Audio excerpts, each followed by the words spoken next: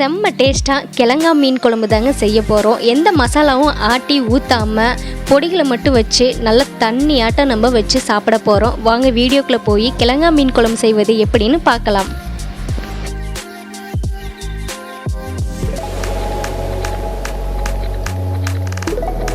புளி தண்ணி நான் கரைச்சி எடுத்துக்கிட்டேங்க. அது கூட காரத்துக்கு தகுந்த மாதிரி நான் 2 ஸ்பூன் மிளகாய் தூள் எடுத்திருக்கேன். உங்களுக்கு எந்த அளவுக்கு காரம் தேவையோ அந்த அளவுக்கு சேர்த்திக்கலாம்.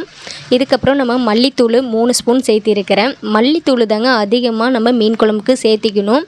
அப்போ தான் அது நல்ல டேஸ்ட் கொடுக்கும். இது கூட நம்ம கொஞ்சமாக மஞ்சத்தூள் சேர்த்திக்கலாம். இதுக்கப்புறம் நம்ம சீரகம், சோம்பு, வெந்தயம், மிளகு இதெல்லாம் வறுத்து பொடி பண்ணி வச்சுருக்குறோம். இதையும் நம்ம இது கூட போட்டு நல்லா உப்பு கொஞ்சம் சேர்த்தி நல்லா கரைச்சி விடலாம். அதுக்கப்புறம் கொஞ்சமாக கொத்தமல்லி தழை, கருவேப்பிலை இதெல்லாம் நல்லா சேர்த்தி நல்லா கரைச்சி விட்டுக்கங்க. இது கூடவே நம்ம தண்ணி கொஞ்சம் நல்லா ஊற்றி நல்லா கரைச்சி எடுத்துக்கலாம். இதுலேயே நம்ம உப்பு காரம் எல்லாமே இருக்குதான்னு பார்த்துக்கலாங்க. ரொம்பவே ஈஸியானதுங்க. நம்ம கல்யாணம் பண்ண பொண்ணுங்கள்லாம் புதுசாக செய்கிறதுக்கெல்லாம் ரொம்ப ஈஸியாக இருக்கும். கண்டிப்பாக அந்த மாதிரி ட்ரை பண்ணி பாருங்கள்.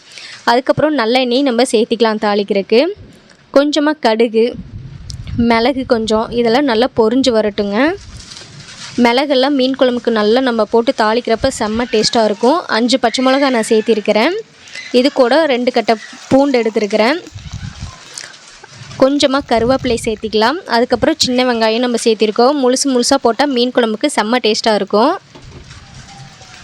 இதெல்லாம் போட்டு நல்லா வதக்கி விடலாங்க. இதுக்கப்புறம் நான் 2 தக்காளி பழம் எடுத்திருக்கேன். தக்காளி பழத்தை நல்லா சேர்த்தி நல்லா வதக்கி விடலாங்க. நல்ல தக்காளியெல்லாம் மசிஞ்சதுக்கப்புறம் தான் நம்ம கரைச்சி வச்ச புளி தண்ணியை இது கூட சேர்க்கணும். இந்த அளவுக்கு நல்லா வதங்கிடணுங்க. பார்த்திங்களா எவ்வளோ நல்லா வதங்கியிருக்குதுன்னு. இந்த மீன் குழம்புக்கு நான் கிழங்கா மீன் எடுத்துருக்குறேங்க. உங்களுக்கு எந்த மீன் கிடைச்சாலும் இது கூட சேர்த்திக்கலாங்க. எல்லா மீனுமே இந்த குழம்புக்கு சேர்த்திக்கலாம். இதுக்கப்புறம் நம்ம கரைச்சி வச்ச புளி தண்ணி எல்லாத்தையும் நம்ம இது நல்லா ஊற்றி நல்லா கொதிக்க விடலாங்க.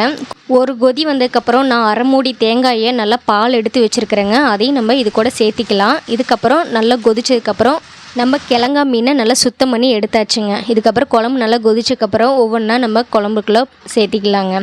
நல்லா இந்த மாதிரி எல்லா மீனையும் நம்ம அது கூட போட்டு நல்ல ஒரு கொதி வரட்டுங்க. அவ்வளோதாங்க, சிம்பிளான ஒரு மீன் குழம்பு ரெடி. நல்லா உங்களுக்கு கெட்டியாக வேணும்னு நினச்சிங்கன்னா தேங்காய் நல்லா அரைச்சி ஊற்றுனிங்கன்னா கெட்டியான மீன் குழம்பு ரெடி ஆயிருங்க. தண்ணியாட்டம் வேணுங்கன்னா தேங்காய் பால் மட்டும் ஊற்றுனிங்கனாவே போதும், நல்லா தண்ணியாட்டம் வந்துடுங்க. சிம்பிளான ஒரு மீன் குழம்பு தான் நம்ம இன்றைக்கி பார்த்துருக்குறோம். அவ்வளோதாங்க, மீன் குழம்பு ரெடி ஆயிடுச்சுங்க. வாங்க சாப்பிடலாம். என்னதான் விதவிதமாக தட்டு, பிளேட்டு, பீங்கான்னு வந்திருந்தாலும் இலையில போட்டு சாப்பிட்றதே அது ஒரு தனி டேஸ்ட்டுங்க. இன்னும் டேஸ்ட்டு அள்ளி கொடுக்கும். நீங்களும் கண்டிப்பாக அந்த மாதிரி ட்ரை பண்ணி பாருங்கள். என்னோடய வீடியோ உங்களுக்கு பிடிச்சிருந்துச்சுன்னா சப்ஸ்கிரைப் பண்ணுங்கள், ஷேர் பண்ணுங்கள், லைக் பண்ணுங்கள். நன்றி, வணக்கம்.